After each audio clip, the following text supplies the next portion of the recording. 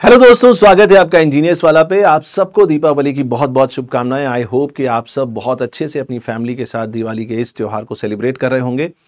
But इसी festivities के बीच में जब सब तरफ अच्छा खुशी का माहौल है, मैं आपके लिए लाया हूँ एक बहुत छोटा सा बट बहुत इंपॉर्टेंट सेशन। आज के सेशन में हम बात करेंगे आपके एयरपोर्ट अथॉरिटी ऑफ इंडिया के एयर ट्रैफिक कंट्रोल एग्ज़ाम से रिलेटेड एक इम्पॉर्टेंट हिस्से की, एक ऐसे स्टेज की जो आपके लिए बहुत इंपॉर्टेंट है। दोस्तों, आज हम बात करेंगे, अगर आप एयरपोर्ट अथॉरिटी ऑफ इंडिया के एटीसी एग्जाम को निकाल लेते हैं तो जो उसका फर्दर प्रोसेस है, जो आगे की स्टेजेस हैं, उसमें एक छोटी सी स्टेज है जिसका नाम है वॉइस टेस्ट।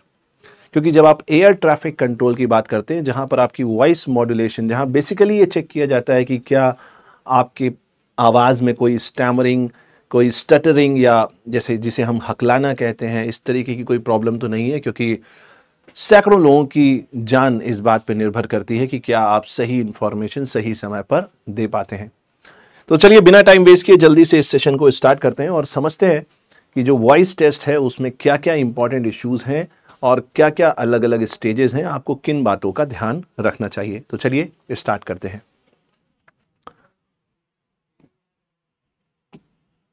तो आज के बेसिक टारगेट्स क्या हैं, आज हम क्या इश्यूज कवर करेंगे। तो हम दोस्तों बेसिकली बात करेंगे सबसे पहले कि जो एयरपोर्ट अथॉरिटी ऑफ इंडिया का JE junior executive selection process है 2023 के एग्जाम का, वो सिलेक्शन प्रोसेस है क्या, उसको हम समझने की कोशिश करेंगे। और उसके बाद हम जो वॉइस टेस्ट है उसका क्या प्रोसेस है, किन बातों का आपको ध्यान रखना चाहिए, ये सारी बातें हम इसमें करेंगे। ये सेशन एक छोटा सेशन होगा, हार्डली 10 से 15 मिनट का, तो ज़्यादा समय नहीं लगेगा। बट ये आपके लिए एक इंपॉर्टेंट सेशन है अगर आप एटीसी एग्जाम की तैयारी कर रहे हैं। सबसे पहले समझते हैं कि अगर आप इस एग्जाम को तैयार कर रहे हैं, इसकी तैयारी कर रहे हैं, तो इसका सिलेक्शन का प्रोसीजर है क्या। Candidates will be shortlisted on the basis of their performance in the online examination. मतलब जो एग्जामिनेशन, रिटन एग्जामिनेशन आप देंगे, उसके हिसाब से एक मेरिट डिसाइड होगी और उस मेरिट के हिसाब से जो कैंडिडेट्स क्वालिफाई करेंगे एक बेंचमार्क को, एक कट ऑफ को, उनको फर्दर आगे की स्टेजेस के लिए बुलाया जाएगा। They will be called for the application verification,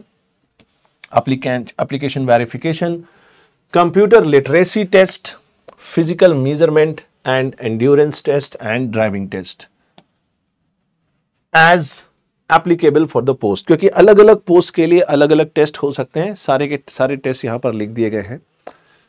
now the work of the air traffic controller is instructing pilots. Pilots को बेसिकली इंस्ट्रक्ट करना होता है थ्रू क्लियर स्पीच। बिल्कुल साफ स्पीच होनी चाहिए, उसमें कोई भी कंफ्यूजन, कोई भी लेटेंसी या किसी भी तरीके का कोई भी फ्लॉ नहीं होना चाहिए।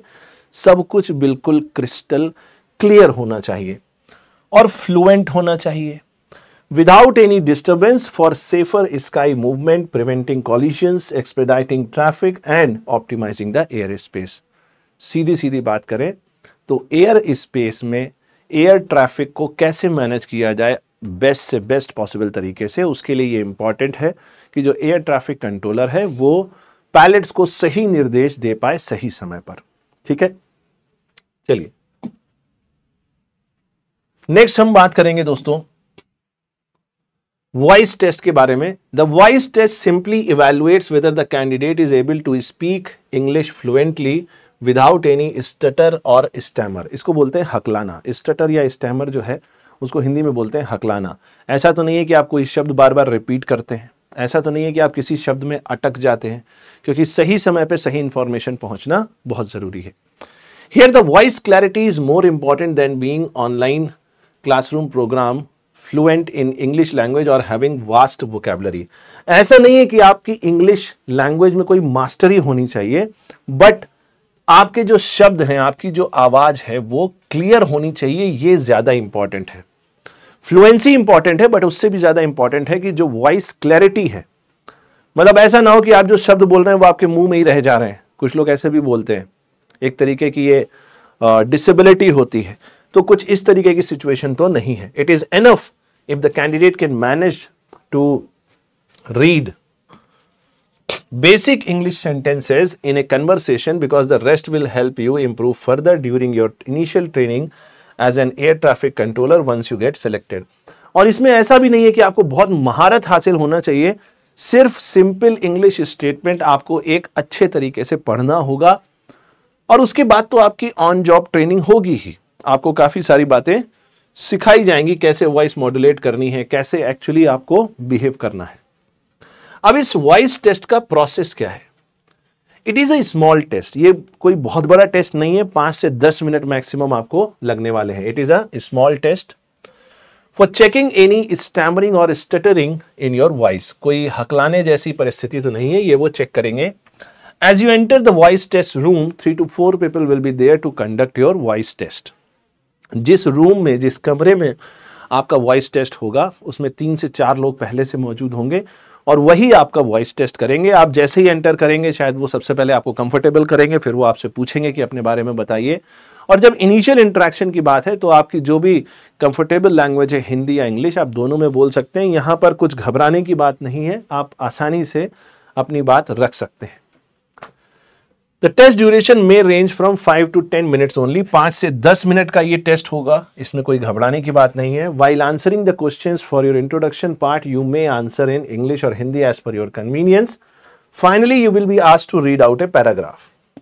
अब जो एक्चुअल टेस्ट है उस पर आते हैं। एक्चुअल टेस्ट में क्या है, आपको एक पैराग्राफ दिया जाएगा इंग्लिश लैंग्वेज में और वो आपको रीड आउट करना होगा, वो आपको पढ़ना होगा। No need to take any unwanted stress or anxiety. You should just read in natural flow. Your sound should be clear, crisp and balanced. कई बार जब हम ऐसी सिचुएशन में होते हैं, जब कोई हमें ऑब्जर्व कर रहा होता है, तो हमारे अंदर एंजाइटी बढ़ जाती है। आपने सुना होगा कि कई लोग बाथरूम में बड़ा अच्छा गाते हैं, बट स्टेज पे माइक दे दो तो हाथ कांपने लगते हैं, आवाज कांपने लगती है। क्यों? क्योंकि दिमाग में कहीं ना कहीं है कि हमें कोई ऑब्जर्व कर रहा है, कोई हमें चेक कर रहा है, कोई हमें टेस्ट कर रहा है।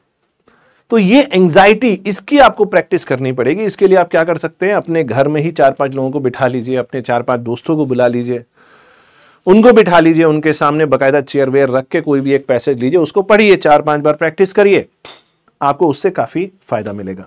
बहरख्याल, you should avoid loud sound और अनयूजुअल रिपीटिशन। कई बार लोग जब ऐसी सिचुएशन में होते हैं तो वो रीड आउट करते समय बहुत तेज पढ़ने लगते हैं, ऊंची आवाज में, तो वो आपको अवॉइड करना है। क्योंकि अगर आप बहुत ऊंची आवाज में बोलेंगे तो आपकी सांस जल्दी से थक जाएगी, आप सही से ब्रीथ नहीं कर पाएंगे। तो हो सकता है कि आप पैसेज का कुछ हिस्सा तो बहुत तेज आवाज में पढ़ लें, फिर बाकी हिस्से में दम निकल गया, तो वहां गड़बड़ हो जाएगी, क्योंकि आपको पूरी इंफॉर्मेशन पढ़नी है। और यह भी ना हो कि आप बार बार किसी चीज को रिपीट करें, तो आपको बहुत स्थिरता के साथ, बहुत बैलेंस्ड वे में उसको पढ़ना होगा। It is suggested to work on your pronunciation in general. अगर आप अपने प्रोनाउंसिएशन पे थोड़ा काम कर लेंगे तो ये अच्छा होगा। और ये कोई बहुत डिफिकल्ट वर्ड्स आपको प्रोनाउंस करना नहीं सीखना है, जो सिंपल वर्ड्स होते हैं। जैसे कुछ लोग शेड्यूल बोलते हैं, कुछ लोग स्केड्यूल बोलते हैं। तो अब ये आपको निर्धारित करना है कि आपको कौन सा शब्द कैसे बोलना है। अगर आप सही प्रोनाउंसिएशन करेंगे तो उसका सामने वाली टीम जो आपको टेस्ट कर रही है उस पर एक अच्छा प्रभाव पड़ता है। अगर आप गलत प्रोनाउंसिएशन बोलेंगे तो थोड़ा नेगेटिव प्रभाव तो पड़ता ही है। फाइनली क्या होगा, they will ask you to make a continuous sound to check if there is any breathing issue. अब वो आपकी सांस रोकने की क्षमता या आप किस तरीके से आपका ब्रीदिंग पैटर्न है, वो उसमें कुछ गड़बड़ तो नहीं है, उसको जांचने के लिए आपसे एक साउंड निकालने को कहेंगे, जो शायद कुछ इस तरीके से हो सकता है, आ करके काफी लंबे समय तक, कितने समय तक आप कर सकते हैं। तो उसकी भी आप घर में पहले से प्रैक्टिस कर सकते हैं, अपने किसी दोस्त के सामने, अपनी किसी फैमिली के सामने, जिससे आप थोड़ा एनवायरनमेंट में नेचुरल हो जाओ जब आप फाइनली वॉइस टेस्ट दे रहे हैं। तो दोस्तों, ये थी बात आज के सेशन की। मिलते हैं अगले सेशन में। Till then, goodbye, take care, all the best, happy Deepavali and stay connected. Thank you so much.